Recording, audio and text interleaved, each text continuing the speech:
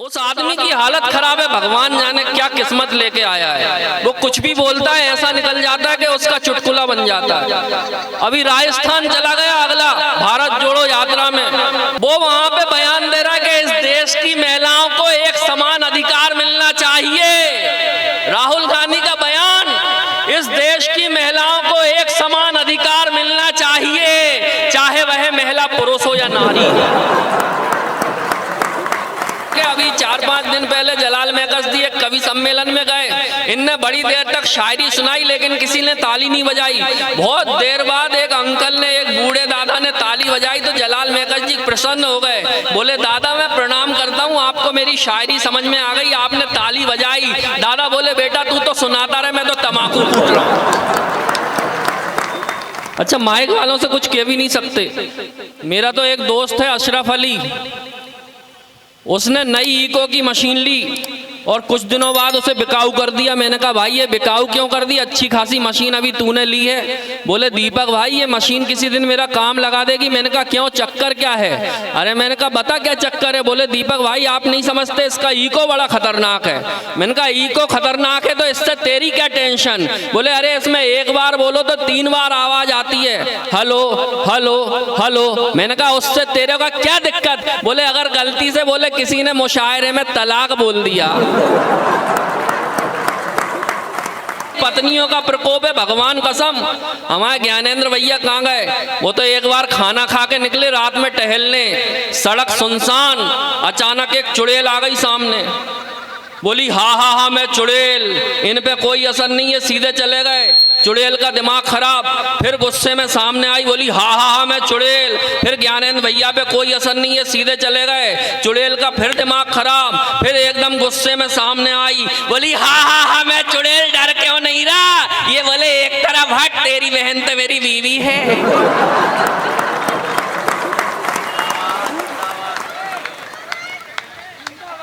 ये पत्नियों का प्रकोप है। अच्छा, मेरी पत्नी मेरे बच्चे से बोली बेटा केला खा ले, उसने कहा नहीं। बेटा सेब खा ले, उसने कहा नहीं। बेटा चीकू खा ले, उसने कहा नहीं। मेरी पत्नी को गुस्सा आई, बोली साले अपने बाप पे गया चप्पल ही खाएगा। ये स्थिति हो जाती है और हास्य कवियों के साथ तो ये स्थिति होती रहती है। हास्य का एक बड़ा नाम बैठा यहाँ आशीष सोनी, बड़ा हाजिर जवाब आदमी साहब, उसके साथ कुछ ना कुछ होता ही रहता है। आशीष सोनी के 12 साल का बच्चा पढ़ने में बड़ा खतरनाक, जब देखो जब फेल हो जाए, जब देखो जब फेल हो जाए। आशीष सोनी का दिमाग खराब। एक बार ये अपने बच्चे से बोले क्यों रे, तुझे शर्म नहीं आती? थोड़ी मेरी नाक का ही सवाल है यार, मेरी इज्जत का सवाल है, थोड़ा रख लिया कर, पास हो जाया कर, कम नंबर से हो। देख यहाँ बगल वाले वर्मा जी की लड़की 98% आए मैथ में, यहाँ शर्मा जी की लड़की को देख विज्ञान में 95% आए हैं। बोला इन्हीं को देखने के चक्कर में तो फेल हो रहा हूँ और कितना देखूं। अच्छा, टेंशन वो 12 साल का लड़का नहीं है, उससे भी खतरनाक इनका 8 साल का बेटा। वो स्कूल जाने में उसका जब देखो जब नाटक, रो रो के उसको जबरदस्ती है स्कूल भेजते, लेकिन कुछ दिनों से बड़ा खुश होके वो स्कूल जा रहा। आशीष भाई ने देखा कि बड़ा खुश होके स्कूल जा रहा, यार कुछ ना कुछ चक्कर है। आशीष भाई ने पूछा क्यों रे, आजकल तू बड़ा खुश है, स्कूल से आता है तो खुश रहता है, स्कूल जाता है तो खुशी खुशी जाता है, चक्कर क्या है? लड़के ने कहा पापा रहने दो यार, मत पूछो, बड़ी खुशी की बात है। अरे इनने कहा बता क्या बात है? बोले पापा रहने दो यार, जान दो। अरे इनने कहा बता क्या नहीं बता रहा है? बोले पापा स्कूल में इतनी प्यारी मैडम आई है, इतनी हॉट, इतनी स्वीट, पता नहीं चलता 2 घंटे का पीरियड कब 2 मिनट में निकल जाता। आशीष भाई का दिमाग खराब, बोले बदतमीज, हम तुझे ये सिखाते हैं, ये संस्कार देते हैं, बेटा जो मैडम पढ़ाती है वो माँ के समान होती है। बच्चा बोला क्या यार पापा हमेशा अपनी सेटिंग में लगे रहते। मुझे देखो, आप मुझे देख के आपको लग रहा होगा कि भगवान ने मुझे बड़ी फुर्सत में बनाया। सुंदरता के मामले में मैं लड़कियों को भी मात देता हूँ, ऐसा नहीं है। लेकिन गुड्डू भैया को देखो, उनको देख के ऐसा लगता है कि भगवान ने बनाया कुछ नहीं, वो मिट्टी का लौंदा लेके ऐसा का ऐसा रख दिया। बड़े प्यारे व्यक्ति हैं। अभी कुछ समय पहले हम लोग गए कवि सम्मेलन में, तो गुड्डू भैया का भी भजन का प्रोग्राम था वहाँ पे। हमको एक ही होटल में ठहराया, 5 सितारा होटल में। हमने कहा यार स्विमिंग पूल में नहाए थोड़ी देर। गुड्डू भैया ने कहा मैं भी स्विमिंग पूल में नहाना चाहता हूँ। मैंने कहा नहा लो। उसमें और भी महिलाएं भी नहा रही थी, और भी लोग नहा रहे थे। तो गुड्डू भैया ने अपने कपड़े उतारे और स्विमिंग पूल में कूद गए। जैसे ही ये कूदे, महिलाएं निकल निकल के भगने लगी। मैंने कहा क्या हुआ? बोले वो आदमी रंग छोड़ रहा है। अच्छा, बात यहीं खत्म नहीं होती। इसके बाद अगले ने सोचा यार कि छत पे जाके अपने आप को छुपा लूं। तो ऊपर छत पे गए ये सनबाथ लेने के लिए, पूरे बिना कपड़ों के लेट गए सनबाथ लेने। इन्हें देख के जितने भी कौए थे सब इनके आसपास इकट्ठे हो गए। मैंने एक कौए से पूछा क्या हुआ? बोले हमारा देवता मर गया। लेकिन बहुत अच्छे व्यक्ति हैं, जोरदार तालियां आप उनके सम्मान में बजाएं। और मैं चाहता हूं कि ऐसे ही हंसते खिलखिलाते रहें। हम कविता की भी बात करेंगे और हंसेंगे भी। मैं बात कर रहा था कि आप लोग वाकई में अच्छा सुन रहे हैं। अभी परसों मैं एक कवि सम्मेलन में था, मैंने पूरे 1 घंटे कविता सुनाई। पूरे 1 घंटे तक मैंने कविता सुनाई। और जब कविता सुना के मैं नीचे उतरा तो एक सज्जन मुझे मिल गए। बोले आप कवि हो क्या?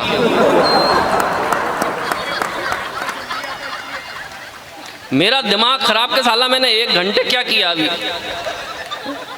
मैंने खून का घूंट पिया। मैंने कहा जी भाई साहब मैं कवि हूँ। बोले अच्छा, और आपके पिताजी? मैंने कहा वो मुझसे भी बड़े कवि।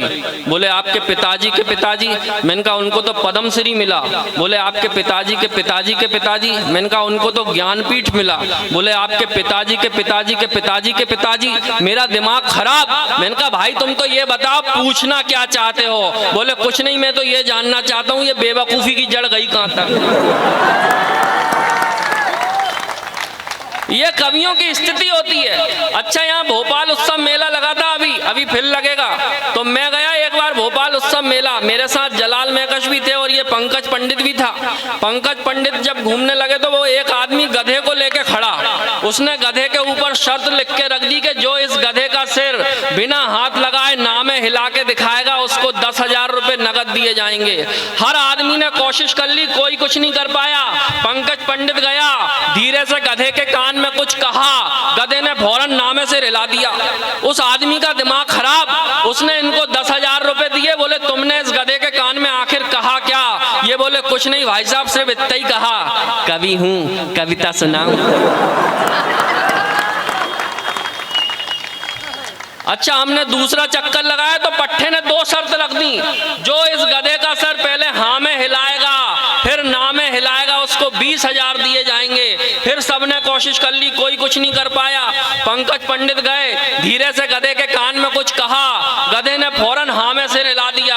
दूसरी बार कहा, फौरन ना में सिर हिला दिया।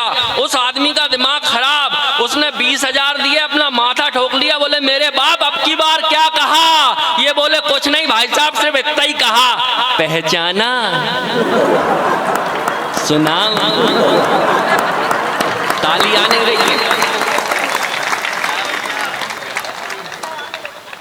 4 पंक्तियां पढ़ता हूं साहब। जो कहता कि मैं भारत माता की जय नहीं बोलूंगा, 4 पंक्ति पढ़ता हूं, भोपाल का हूं और भोपाली अंदाज में जवाब दूंगा। और जितने भोपाल के लोग बैठे सब बताना कि इससे अच्छा जवाब उसके लिए नहीं हो सकता।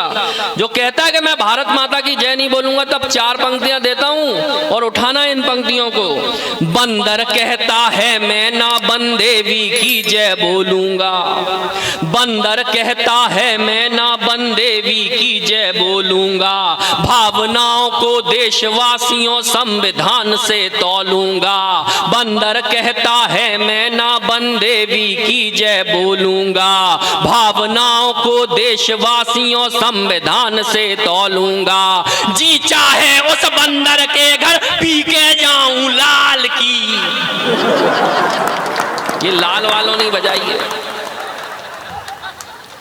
जी चाहे उस बंदर के घर पी के जाऊं लाल की। जी भर के फिर उसे सुनाऊं मैं गाली भोपाल की।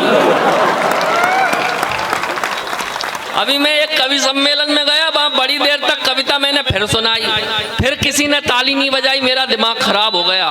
गुस्से में मैं जोर से चिल्लाया कि लगता है यहाँ जितने बैठे सब कसम खा के आए कि ताली ताली नहीं बजाएंगे, लेकिन मैं भी कसम खा के आया कि ताली तो बजवा के रहूंगा, नहीं तो किसी बिल्डिंग से जाके कूद जाऊंगा। पब्लिक में से एक उठा, बोला साथ चल, धक्का मैं लगाऊंगा। आप सब लोग समझदार है, कहने की आवश्यकता ना पड़े। और पंकज पंडित ने बहुत अच्छा पढ़ा, भगवान कसम मैं उसके फेफड़ों को प्रणाम करता हूँ। दुनिया का सबसे खतरनाक और सबसे शक्तिशाली प्राणी था डायनासोर, वो तो रहा नहीं, उसके जो 2 फेफड़े बचे थे। क्या खतरनाक चिल्ला चिल्ला के सुनाता है। अच्छा, मुझसे कई लोग कहते हैं कि तुम वीर रस क्यों नहीं लिखते। मैंने कहा क्यों लिखें वीर रस, क्यों लिखें वीर रस जो अपन है ही नहीं, वो लिखने से क्या फायदा। अच्छा, अपन उन वीर रस के कवियों की तरह तो हो नहीं सकते जो घर से आ रहा है पत्नी से पिट के और मंच पे सुना रहा है वीर रस की कविता। वो तो शुक्र है कि अगले ने पाकिस्तान को नहीं निपटाया, नहीं तो इस देश के आधे से ज्यादा कवि पाकिस्तान को निपटाने में ही लगे रहते हैं। मुझे ऐसा लगता है कि पाकिस्तान नहीं होता तो ये वीर रस होता भी कि नहीं होता। अच्छा, जो देश पहले ही निपटा उसे निपटाने की जरूरत भी क्या है। एक बात बताओ, एक बिल्कुल सच्ची घटना बता रहा हूँ, बिल्कुल सच्ची घटना। मेरी ये टिप्पणी इन दोनों बड़ी वायरल हुई और भगवान कसम मैं झूठ नहीं बोल रहा हूँ, पाकिस्तान में सबसे ज्यादा वायरल हुई। पाकिस्तान, अब सुनना, पाकिस्तान पे एक बार इंग्लैंड ने हमला कर दिया तो वो पाकिस्तान का सैनिक दौड़ता हुआ गया जनरल के पास, बोले जनरल जनरल इंग्लैंड ने हमला कर दिया, अब क्या करें। जनरल बोला कोई बात नहीं, हम बड़ी जद्दोजहद के साथ लड़ेंगे, इंशाअल्लाह हम जीतेंगे, लाओ मेरी लाल शर्ट। लाल शर्ट आई साहब, वो जनरल ने लाल शर्ट पहनी और लड़ाई करने चला गया। 4-5 दिन तक लड़ाई चली, जैसे तैसे करके पाकिस्तान जीत गया, जीत का जश्न मनाया गया। जश्न मनाते हुए उस सिपाही ने पूछा कि जनरल साहब लड़ाई में जाने के पहले आपने लाल शर्ट क्यों पहनी। तो जनरल ने जवाब दिया, मेरे दोस्त वो लाल शर्ट मैंने इसलिए पहनी थी कि लड़ते समय अगर मैं घायल हो जाऊं तो मेरे लाल रंग का खून मेरे लाल रंग की शर्ट में छुप जाए, ताकि मेरा खून देखकर मेरे सैनिकों का हौसला ना गिरे। ताली गलत जगह बजा रहा हो यार, ताली अब बजाना। इतने में ही भारत ने हमला कर दिया पाकिस्तान पे। फिर वो सैनिक गया दौड़ के, बोले जनरल जनरल भारत ने हमला कर दिया, अब क्या करें। जनरल बोला कोई बात नहीं, हम बड़ी जद्दोजहद के साथ लड़ेंगे, लाओ मेरा पीला पेंट।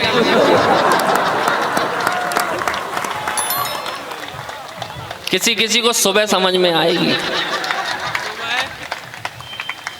अरे जोरदार तालियां बजा अगर समझ में आई हो तो। है क्या पाकिस्तान को निपटाने की, कहाँ गए भैया वो मनीष तिवारी जी, कहाँ है?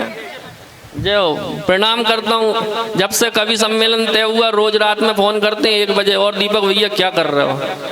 अब रात को 1 बजे क्या करूँगा यार, संचालन ही करूँगा और क्या करूँगा। हैं तुम लोग भी हर कुछ समझते रहते हो। और दीपक भैया, अच्छा मुझसे कहते हैं दीपक भैया कवि सम्मेलन है, आना है। मैंने कहा आऊँगा भाई साहब। बोले कितने पैसे लोगे। मैंने कहा इन दिनों मैं 45,000 रुपये ले रहा हूँ। बोले हर कुछ बताते यार। मैंने कहा नहीं, इससे कम में मैं आऊँगा ही नहीं।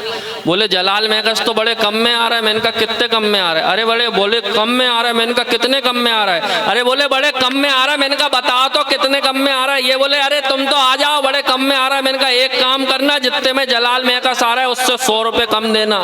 ये बोले आ जाओ। इधर आके पता चला भगवान कसम उन्हें 100 रुपये में ही निपटाया। अच्छा कौन बनेगा करोड़पति में मेरा सिलेक्शन हो गया। अमिताभ बच्चन ने मुझसे पूरे 15 सवाल पूछे, 14 सवालों के मैंने बिल्कुल ठीक ठीक जवाब दिए और मैं 5 करोड़ जीत गया। लेकिन जैसे ही अमिताभ बच्चन ने मुझसे 15वां सवाल पूछा, मुझे जवाब आता था, जानबूझ के जवाब नहीं दिया भगवान कसम, और 7 करोड़ हार गया। अमिताभ बच्चन ने मुझसे पूछा कि बताओ इस पूरे देश में सबसे कम बजट का कवि सम्मेलन कौन कराता है। भगवान कसम 7 करोड़ हार गया, लेकिन ज्ञानेंद्र शर्मा जी का नाम नहीं लिया।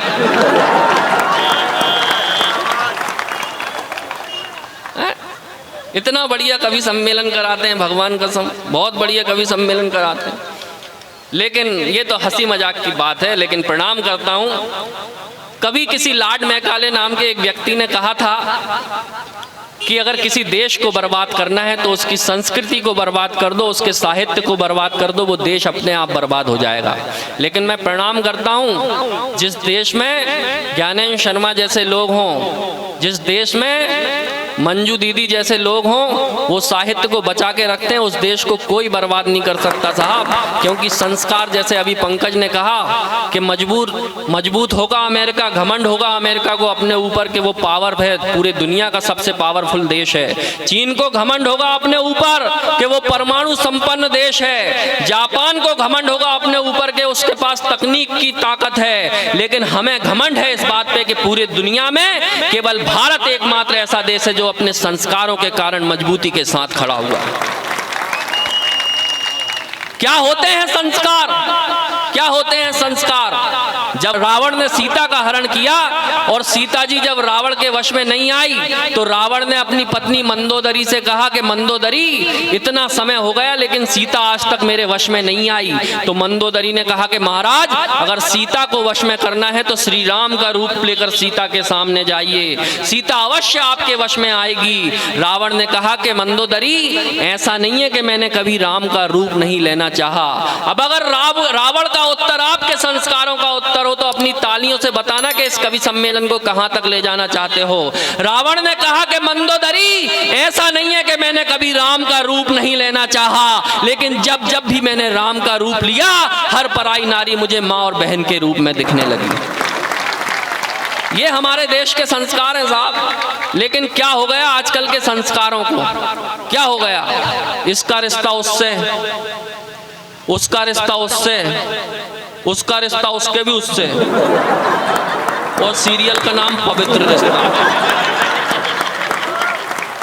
मेरे आज तक समझ में नहीं आई कि इसमें पवित्रता कहाँ है। अच्छा, रात को 1 बजे तक वो एकता कपूर नहीं सोन दे और सुबह 4 बजे बाबा रामदेव जगा दे। दाएं से खींचो, बाएं से छोड़ो। भगवान कसम उस आदमी ने नाक में दम करके रखा है। एक बार आ गए भोपाल, मेरी पत्नी बोली घर में पड़े रहते हो फालतू, वो रामदेव बाबा आए योगा सिखा रहे हैं, जाओ लाल परेड ग्राउंड में। मैं चला गया, साहब क्या खतरनाक योगा सिखाया। वो रामदेव बाबा ने जिंदगी भर नहीं भूल सकता। वो रामदेव बाबा तो हमसे 40 फीट दूर बैठे और हमको पकड़ा दी 1-1 फीट की दरी। मेरे पीछे एक बुजुर्ग अंकल बैठे, पता नहीं कौन से महीने का जुकाम उनको, हर 1 मिनट में रुमाल लें और खर करके भर के रख दें। मेरा दिमाग खराब, मैंने कहा ये होने क्या वाला, मेरा भेजा खराब हो गया। थोड़ी देर में रामदेव बाबा बोले दाईं ओर से सांस खींचो। सबने खींची, उस डोकरे ने जो सड़सड़ा के खींची। ताली नहीं आएगी तो ये सड़सड़ाहट ऐसी बनी रहेगी।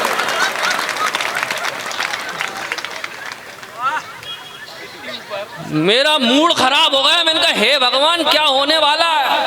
थोड़ी देर में रामदेव बाबा बोले और खींचो। उसने और सड़सड़ा के कर ली, पूरी आखिरी पॉइंट तक बंदूक भर ली। मैं भगवान से विनती करूं कि हे भगवान ये लाइट चली जाए, ये रामदेव बाबा की आवाज चली जाए, ये कहीं बोल ना दे कि छोड़ो।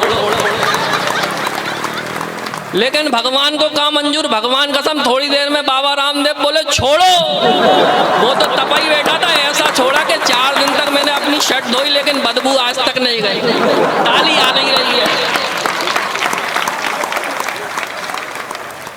हमारे मुकेश भैया बहुत बढ़िया एक कवि सम्मेलन में चले गए। कवि सम्मेलन में जब वो गए तो वहाँ पे वो ऐसे ही टाइम बचा हुआ था तो वो पढ़ाने लगे तो इनका दिमाग खराब हो गया। टीचर का फ़ोन आया इनके पास, बोले इनके पढ़ाते थे स्कूल में, देखो मैं भूल रहा हूँ इसलिए फालतू की बात कर रहा हूँ, ताली बजाओ तो मुझे याद आएगा। तो क्या हुआ कि इनके पास इनके प्रिंसिपल का फ़ोन आया, बोले तुझे कवि सम्मेलन की पढ़ी हुई है, यहाँ पे बच्चों को कौन पढ़ाएगा। इनका दिमाग खराब। ये गए और बच्चों को इनने इतनी कविताएं सुनाई कि वो बच्चे फेल होना शुरू हो गए। बाद में इनके मुख्यमंत्री तक खबर पहुंची। मुख्यमंत्री जी का फोन इनके पास गया, बोले मुकेश मासूम तुम्हारे चक्कर में बच्चे फेल हो रहे हैं, आज से तुम्हारा तबादला मुर्गी पालन विभाग में किया जाता है। ये मुर्गी पालन विभाग में गए तो इनको देख के मुर्गियों ने अंडे देना बंद कर दिए। उनने कहा हमको भी सुनाएगा जबरन। फिर खबर पहुंची वहां तक, अधिकारी तक, तो उनने मुख्यमंत्री जी से कहा तो फिर मुख्यमंत्री का दिमाग खराब। फिर मुख्यमंत्री का फोन आया, बोले मुकेश मासूम तुम्हारे चक्कर में मुर्गियों ने भी अंडे देना बंद कर दिए, कल से अगर मुर्गियों ने 2-2 अंडे नहीं दिए तो तुम्हारी खैर नहीं। मुकेश मासूम का दिमाग खराब। ये बंदूक लेके गए, बोले सुनो मुर्गियों, कल से अगर 2-2 अंडे नहीं दिए तो वैसे तो मैं ब्राह्मण हूं, लेकिन अगर 2-2 अंडे नहीं दिए तो सबको मार के खा जाऊंगा। अगले दिन मुर्गियों ने डर के मारे 2-2 अंडे दे दिए। 2 अंडे 2 अंडे 2 अंडे, एक ने एक ही दिया। इनका फिर दिमाग खराब, बोले क्यों, जब सबने 2 दिए तो तूने एक क्यों दिया? वो बोला साहब वो तो मैंने आपके डर के मारे दे दिया, मैं तो मुर्गा हूं।